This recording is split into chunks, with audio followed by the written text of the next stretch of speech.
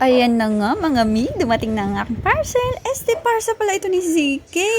O siya, ang daddy na nga ni ZK ang magbubukas ng parcel at ako naman yung magvo-voice over ng video. Habang busy ang daddy ni ZK sa pagbubukas ng parcel, ayun nga, nakalimutan ko nang maglagay ng shirt kay baby. Ayan na nga yung sasakyan.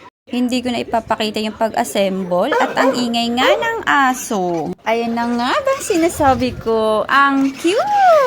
Nakakapogi tignan. Napadaan pa nga sa kapitbahay. Kita nyo naman sa video, nagustuhan niya. Isang kamay lang ang gamit. Ayun nga, sa TikTok lang yan nabili. Oo, sa TikTok shop, sa Kamaguchi shop. Dating 5,000 pesos yan. Nabili ko lang ng 2,700 lang. O, diba? Sulit. Maganda na. Rechargeable pa. May remote control pa.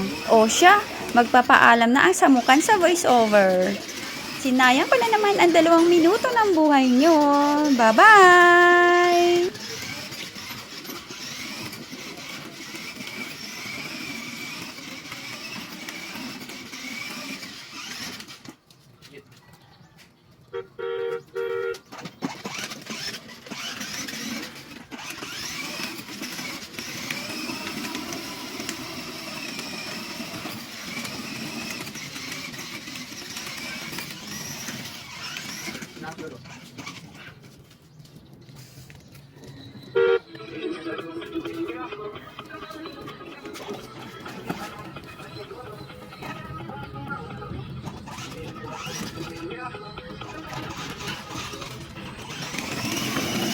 Bye!